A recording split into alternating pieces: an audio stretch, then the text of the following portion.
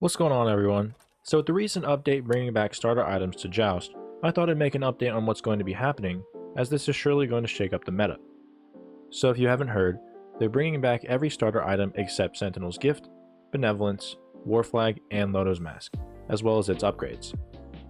And this is really important to pay attention to, as these items were the highlight of what made tanks very overpowered, seeing as you had Heroism, Sentinel's Boon, and Embrace, as well as the bloated stats War Flag gave you, so these bans are pretty warranted.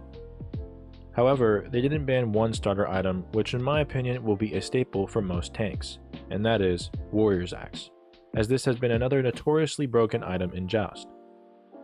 And we're going to go more in depth soon to the broad effects these changes will have on the Joust scene. But lastly, they decided to ban Emperor's Armor, which has also been a controversial item due to it being incredibly oppressive for tower sieging. And that's pretty much all of the changes. Now, it may not seem like a lot, but with the collective amount of starter items now being accessible, there are a lot of pretty clear-cut changes that will happen once this update comes out. So let's hop into some of these broad outcomes.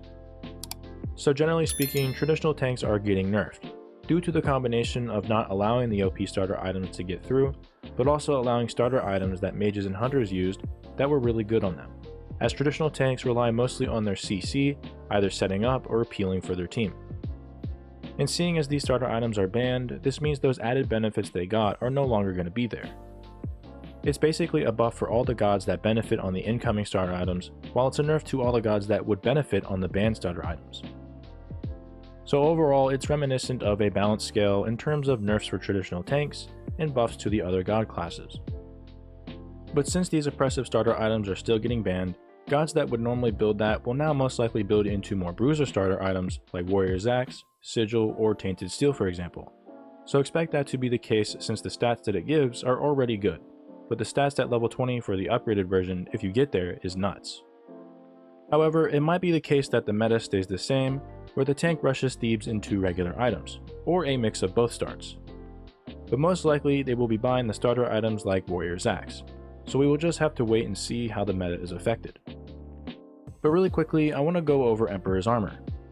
With Emperor's Armor being removed, with the added effects of towers that I harp on a lot from 10.6, tower diving will be even harder now. And this also means that you're no longer wasting a potential slot if the enemy team builds this, or if you want to build it for sieging.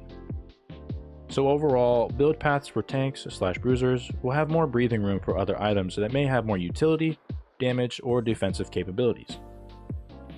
And honestly, I think this is a good change as Emp Armor was extremely potent and allowed for ridiculous plays with little skill attached to it. Moving on to warriors, there seems to be a change of pace in terms of the meta, as now they are getting buffed, since although they got rid of the tank starters, they're still allowing warriors to build starters like Axe, Sigil, and Bluestone. So hybrid / bruiser warriors like Mulan, Hercules, Cuchulainn, and Guan Yu, and basically everyone else is getting an inherent buff.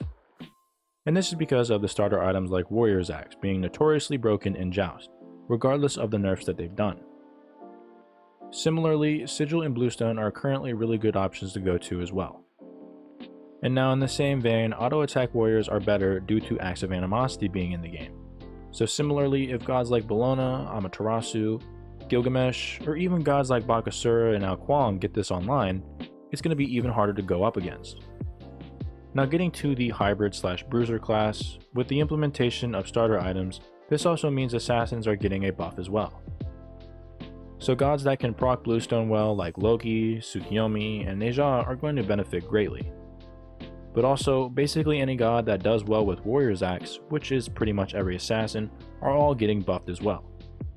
So gods like Set, Thor, Ravana, Fenrir, Camazotz, and others are going to be really oppressive with these starter items, especially late game, as Sundering Axe steals 3% plus 1.5% of your protections from them. But more broadly, regardless of which starter item is better, all of these starter items available give additive effects that are better than a lot of the base item choices. Which also means you could be tanky as hell while doing great damage, or allow for a greater potential to do crazier amounts of damage. And then finally we have the Hunter and Mage classes. Now hunters, but more specifically mages, are also getting big buffs, seeing as you can go Sands of Time instead of using Chronos Pendant as a slot now. Or you can have the really good damage from Conduit Gem incorporated with Chronos Pendant on gods that benefit more from a damagey playstyle. So overall, an incredible buff to all mages. Also, Vampiric Shroud is now a possibility for those lifesteal gods like Anubis or Hades for example. And now with Hunters, building items like Death's Toll for early game sustain, or Leather's Cowl for a bunch of stats, and Bluestone for ability-based gods are going to make them that much more impressive.